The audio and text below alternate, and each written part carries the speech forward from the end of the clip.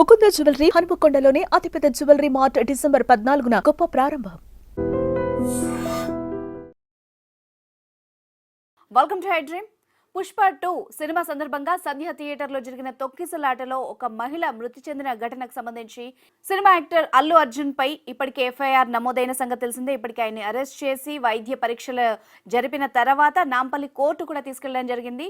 ఈ పరిణామాల దృష్ట్యా మనతో మాట్లాడేందుకున్నారు సీనియర్ అడ్వకేట్ సుభాష్ని గారు. వారితో మాట్లాడదాం. నమస్తే మేడం. నమస్తే అండి. ఇప్పటికే మనం న్యూస్ చూస్తున్నాం, చాలా హాట్గా ఉంది. సినిమా సెలబ్రిటీ, అందులోనూ ఆయన నేషనల్ అవార్డు గ్రహీత. ఆయనకు కూడా చట్టాలు ఏ విధంగా ఎంత కఠినంగా తన చర్యలు తీసుకుంటున్నాయో చూస్తూ ఉన్నాం. దాదాపు 3 hours స్పామ్లోనే ఆయన్ని అరెస్ట్ చేయడం, టెస్ట్ చేయడం, కోర్టు కూడా తరలించడం. సో మొత్తంగా కూడా కొంచెం హాట్గా ఉంది. సో ఈ సందర్భంలో మనం ఎలా చూడాలి?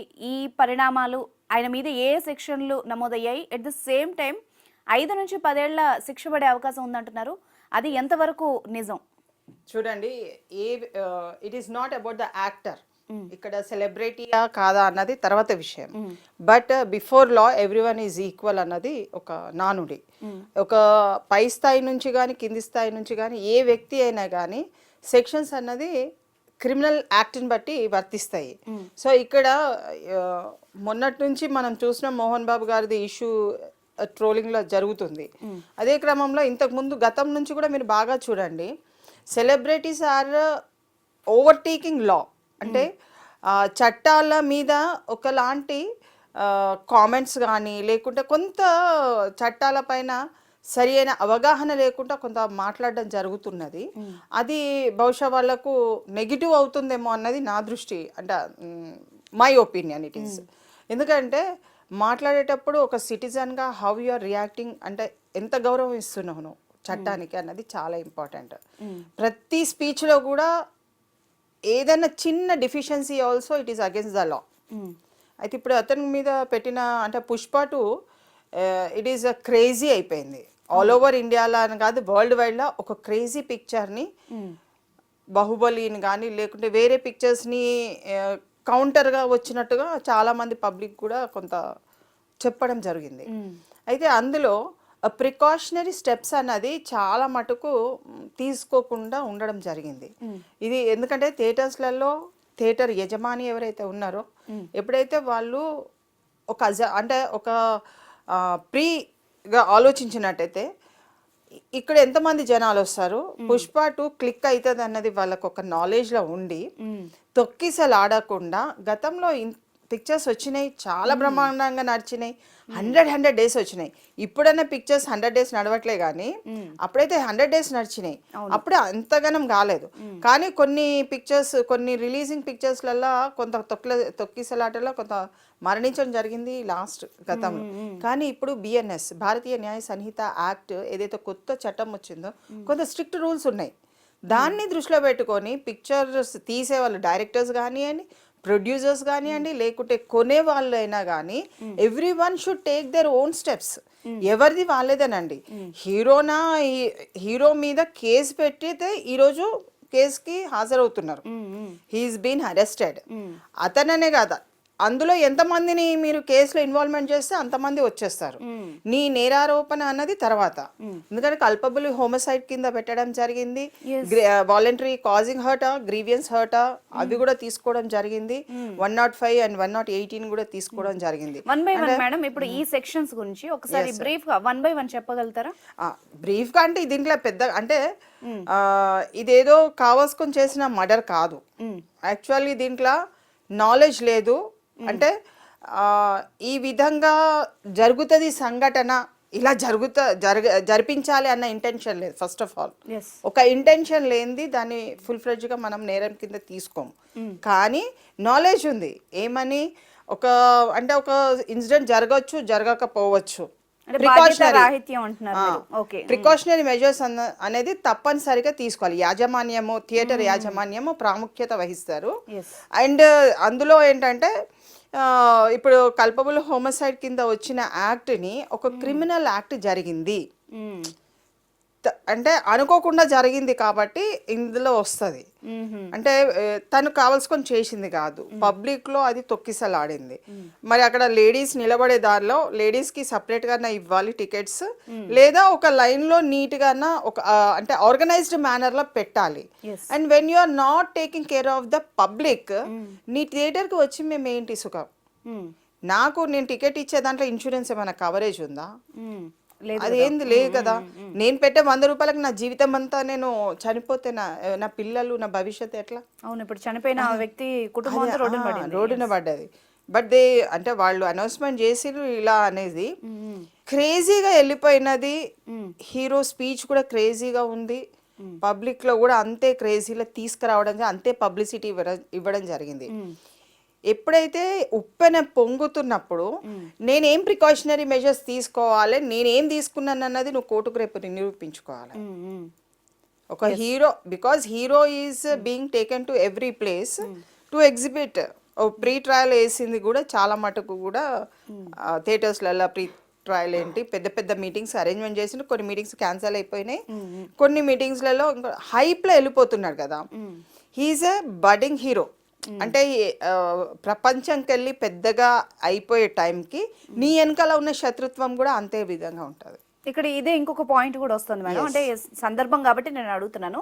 గతంలో చాలా తొక్కిసలాట్లు జరిగాయి, సినిమాలు కానీ, పార్టీ మీటింగ్స్ కానీ, అట్ ద సేమ్ టైం చాలా గోదావరి జిల్లాల దగ్గర కానీ, ఇలా చాలా వాళ్ళు కండక్ట్ చేసిన ప్రజాప్రతినిధులు ఎవరైతే చేశారో అన్ని చోట్ల జరిగాయి. ప్రాణ నష్టం చాలా పెద్ద ఎత్తున జరిగింది. అలాంటి టైంలో మెయిన్ ఎవరైతే నాయకులు ఉంటారో వాళ్ళ మీద ఎప్పుడు ఇలాంటి అరెస్టులు జరగలేదు, ఎక్కువ జరగలేదు. విమర్శలు వచ్చాయి కానీ మెయిన్ ఇంతలాగా ఒక 3 గంటల్లో ఏ చర్య అయితే జరగలేదు.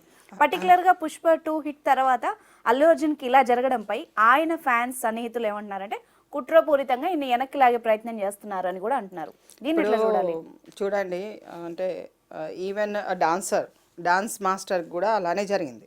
డాన్స్ మాస్టర్ తీసుకున్నప్పుడు కూడా ఆ విధంగా జరిగింది.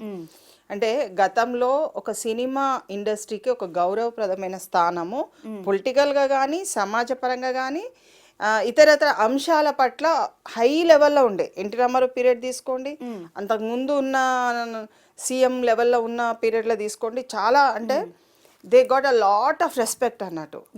ఇప్పుడు గత 10 సంవత్సరాల నుంచి కానీ, ఫార్మేషన్ అయిపోయిన తర్వాత నుంచి 10 సంవత్సరాల క్రితం నుంచి కానీ ఇప్పుడు కానీ మీరు బాగా చూసుకుంటే సినిమా ఆర్టిస్టుల మీద వాళ్ళు చట్ట ఉల్లంఘన చేసిన అనేకమైన అంశాల మీద చాలా కేసులు జరిగినాయి. ఎవరు అది పట్టించుకుంటలేరు. మా అయినా కానీ, ప్రొడ్యూసర్స్ లాబీ కానీ, లేకుంటే ఆర్టిస్టుల లాబీ కానీ, ఎవ్రీవన్ షుడ్ సిట్ టుగెదర్. ఎందుకు ఇంత చట్ట వ్యతిరేక విధానాలు మనం ఎందుకు పాటించాలి? మనము ఒక సఖ్యతతోని, సమాజము మనకు ఒక గౌరవం ఇచ్చింది. 10 రూపాయలు నాదే కదండి, టికెట్ పెట్టుకొని నేను వెళ్తున్నాను కదా, వాళ్ళు కాదు కదా.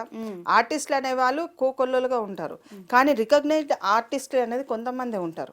మరి వాళ్ళకి కదా ఇంపార్టెన్స్ రావాలి, వాళ్ళ కదా. మరి ప్రజలని అంతే విధంగా గౌరవించాలి కదా. ఇష్టం ఉన్నట్టు మొన్న తమిళనాడులో కూడా ఒక యాక్టర్, ఈ తెలుగు వాళ్ళు అలా వెళ్ళి చేశారు, ఆమెను కూడా అరెస్ట్ చేసిండ్రు. మీరు చూసినట్టయితే you are treated as a celebrity, not to comment on the public. ప్రజలని నువ్వు ఇబ్బంది పడే చర్యలు ఏది తీసుకోవద్దు.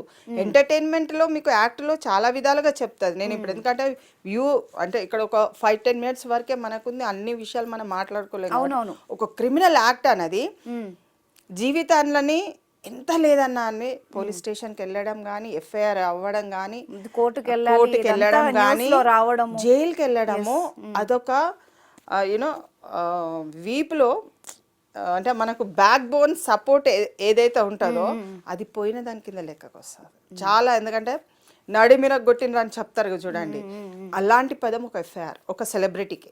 అవును, ఎంత లేదన్నా మనసులో బాధ ఉంటుంది.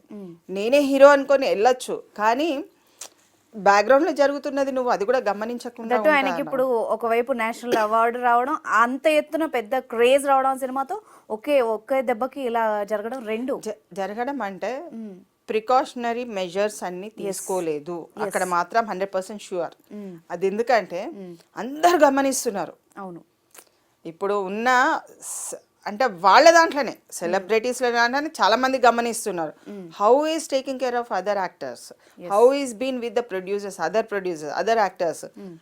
నువ్వేంటిది అన్నది ఎక్కడన్నా పదాలు ఎక్కడన్నా వీళ్ళు యూజ్ చేసి ఉంటే అది ఇప్పుడు రిఫ్లెక్ట్ చాలా అవుతుంది. ఇప్పుడు అల్లు అర్జున్ విషయానికి వస్తే ఇప్పుడు ఎలాగో మేజిస్ట్రేట్ ముందు హాజరుపరిచారు, చేశారు, అయిపోయింది. 14 days రిమాండ్ అవుతుందండి. ఓకే, చెంచల్ కూడా అదే జైలుకి వెళ్తారు. ఇప్పుడు అక్కడ కూడా బందోబస్తు చెంచల్గూడ దగ్గర ఆల్రెడీ బందోబస్తు ఏర్పాటు చేస్తారు. He will go it.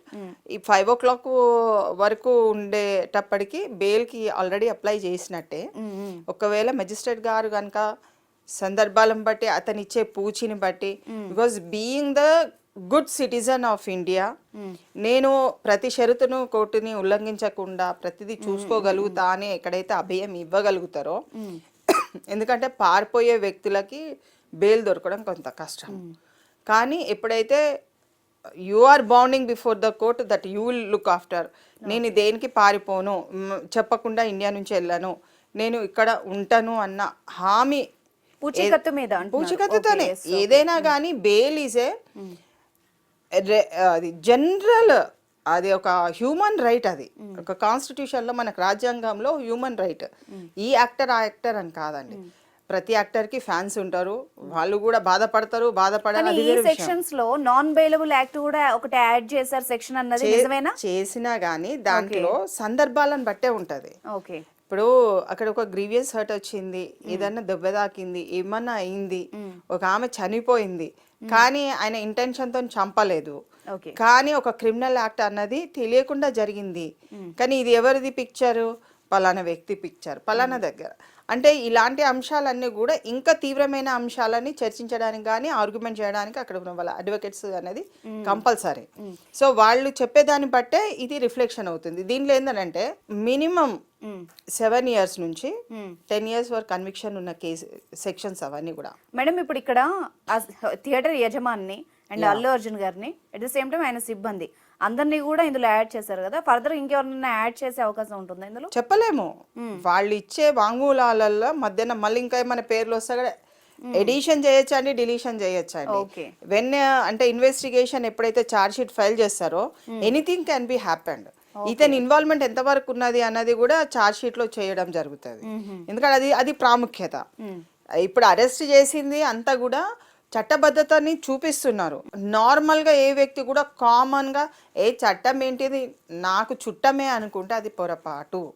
That is very much important. ఒక భయం భక్తి లేకుండా జీవితంలో మనము ఈ సమాజంలో ఈ జాతి కోసం ఈ దేశం కోసం బ్రతుకుతామని ఎలా మంచిగా బతకాలని ఉంటుంది కదా ఏదైనా కానీ. Our speech is our conduct చాలా మటుకు. ఇప్పుడు అయితే ఉదాహరణకు తీసుకుంటే మీరు ఎక్కడైనా కానీ సినిమా యాక్టర్స్ చాలా విధిగా ర్యాష్గా నెగ్లిజెంట్గా మాట్లాడుతున్న సందర్భాలు ఎక్కువ ఉన్నాయి. ఎవరు చెప్పట్లేదు మాకు తెలియదు, కానీ ఒక కామన్గా మనం ఓపెన్ చేసి యూట్యూబ్ ఓపెన్ చేసి you see the speeches, they are giving very అంటే చాలా ర్యాష్గా ఇచ్చేస్తుండ్రు. తప్పు చేసినా చెయ్యకపోయినా వాళ్ళు రెండో ఒకటే స్పీచెస్ వస్తున్నాయి మనకు. తప్పు చేసిన వ్యక్తి ఒకలాగిస్తారు, తప్పు చేయని వ్యక్తి ఒకలాగిస్తారు, కానీ రెండు స్పీచెస్లలో దెర్ ఇస్ నో డిఫరెన్స్. అది ఏంటంటే ఇప్పుడున్న ప్రస్తుత సామాజిక సమస్యలు చాలా ఎక్కువగా ఉన్నాయి కాబట్టి ఆల్రెడీ ఆర్టిస్టుల మీద, సినిమా ఆర్టిస్టులు కానీ టీవీ ఆర్టిస్టుల మీద ఆల్రెడీ ప్రభావం అన్నది, క్రిమినల్ యాక్ట్ ప్రభావం అన్నది ఆల్రెడీ వాళ్ళ మీద పడింది. ఇప్పుడు వాళ్ళందరూ కూడా ప్రతి ఒక్కరు కూడా జాగ్రత్తలు తీసుకోవాలండి. No one should cross the limits. ఇప్పుడు లక్ష్మణ రేఖ గీసుకొని పెట్టుకోవాల్సిన సమయం ఆసన్నమైంది. Everyone should act according to the law only, because వాళ్ళే ఈ భవితకి ఈ జనరేషన్కి answerable. They are the examples. వాళ్ళు ఎలా ఉంటే ప్రజలలో వాళ్ళ ఫ్యాన్స్ ప్రభావం అన్నది ప్రజల మీద చాలా ఉన్నదండి. కాబట్టి వాళ్ళు యాక్ట్ చేసే విధానం ఇప్పటికే యాక్చువల్గా చెప్పాలంటే దీనికి కొంతమంది మంచి పని అయింది అనేవాళ్ళు, కొంతమంది అయ్యో పాపం అనేవాళ్ళు. మంచి పని అయింది అనేవాళ్ళు ఏంటంటే విలన్ ఈజ్ ట్రీటెడ్ యాజ్, అంటే ఇక్కడ ఒక హీరో కింద చూపిస్తున్నారు, ఒక స్మగ్లర్ని నువ్వు హీరో కింద చూపిస్తున్నారు. అంతకుముందు ఏం చేసేది, ఒక హీరోని ఒక పాజిటివ్ క్యారెక్టర్ లో చూపించేవాళ్ళు. పాత సినిమాలన్నీ అలాగే ఉండేవి క్యారెక్టర్. ఒక మార్పు, ఒక మర్డరిస్ట్ అనుకో, ఏదన్నా అనుకో, వాడు మార్పు చెందిండు, తర్వాత వాడు హీరోగా చూపించేవాళ్ళు. ఇప్పుడు ఏకంగా విలన్స్ నే హీరోగా చూపిస్తున్న తరుణంలో కూడా యాజ్ అన్ ఆర్టిస్ట్ గా public are encouraging you as an artist, not as a personal. మళ్ళీ పర్సనల్ కి వస్తే ఎవరైనా కానీ వీడియో అంటే మాట్లాడే విధానంలో ఇక్కడే మనం ఒక చిన్న ఎగ్జాంపుల్ చూడొచ్చు. అదే సినిమాలో ఎంతో మంది పోలీసుల్ని కళ్ళు కప్పి గానీ ఏది గానీ చేసినా, అంటే ఒక యాక్టర్ గా అది మనం అనుకుంటాం జనరల్ గా క్వశ్చన్, ఈ బయట జరగదు కదా అట్లా సినిమాలో జరిగినట్టు. సో అక్కడ ఏం జరగలేదు, బయట ఒక చిన్నది కాదు విషాదకరమైన ఒక ఘటన ఇండైరెక్ట్ గా ఇప్పుడు ఆయన హీరో గారికి అది ఎఫెక్ట్ వచ్చింది. అది ప్రాణ అంటే సినిమాలో నువ్వు 3 గంటలు, అది 30 సంవత్సరాలది కూడా 3 గంటల్లో చూపిస్తారు. ఆ 3 గంటల వ్యవధిలో ఎన్నో ఇన్సిడెంట్స్ జరుగుతాయి, కానీ అవన్నీ చూపెట్టారు.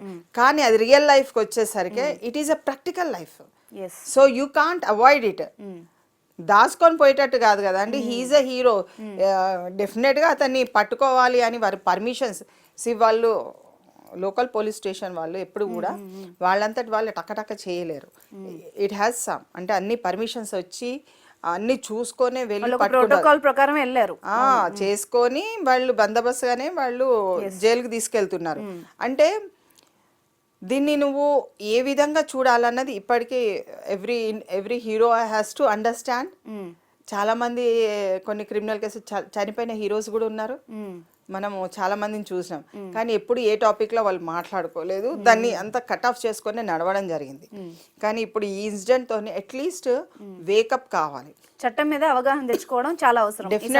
డెఫినెట్ గా ఈ సెక్షన్స్ మామూలు సెక్షన్స్ అని అనుకోవద్దండి.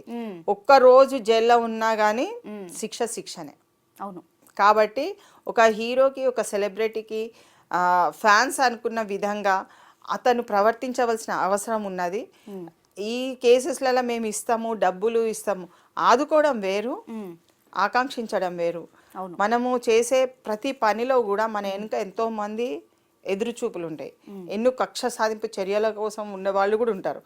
అన్ని చూసుకొని సినిమాలను అన్ని విధాలుగా చూసుకుంటావు, కానీ మరి నిజ జీవితంలో కూడా నువ్వు అన్ని విధాలుగా ఎక్కడెక్కడ మనకు ఏమైనా మైనస్ పాయింట్స్ ఉన్నాయా, ఎవరు మనల్ని ఎవరైనా ఏదైనా చేస్తున్నారా అంటే అష్టదిగ్బంధన కాకుండా చూసుకోవాల్సిన ధర్మం అన్నది వాళ్ళ మీద ఉంది.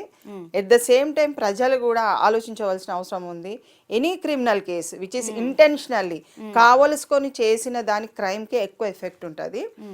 తెలియకుండా జరిగిన ఒక క్రైమ్ని మనం ఏ విధంగా ఎఫెక్ట్ అవుతుందో అది జ్యుడిషియరీలో మనకు కోర్టు ప్రకారం ప్రతిదానికైతే ఒక చర్య అనేది ఉంది ఖచ్చితంగా. క్రిమినల్ని యాక్ట్ని ఏపో చూసుకుందాం పో, ఏం చేస్తారు తర్వాత చూసుకుందాం, ఇలాంటి డైలాగ్ డెలివరేషన్స్ ఇవ్వద్దండి. వన్స్ ఒకసారి ఎఫ్ఐఆర్ అయిందని అంటే మంచిగా మన జాగలో మనం ఉండి ఎస్ వి విల్ సీ, మేము చేస్తాము, మా వల్ల ఏదైనా తప్పు జరిగితే. ఇప్పుడు అన్నీ కూడా లోకదాట్లో కాంప్రమైజ్ అవుతున్నారు. ఏదైనా కేసులు వేసుకున్న వాళ్ళు రేపు కూడా ఏదైనా కాంప్రమైజ్ అవుతారో కూడా అది హైకోర్టు నుంచే కావాలి తప్ప లోవర్ కోర్ట్స్లలో ఎక్కువ కాదు. కాబట్టి ఏదన్నా అయితే కూడా ఎనీథింగ్ పరిష్కారానికి అన్ని చోట్ల వాళ్ళకి అవకాశాలు ఉన్నాయి, పరిష్కార మార్గాన్ని కూడా చూసుకోవాలి. మీరు చెప్పిన దాని ప్రకారం అయితే అందరూ చట్టానికి లోబడి ఉండడం చాలా ఉత్తమం అని చెప్తున్నాను. Thanks for your valuable time ma'am. Thank you.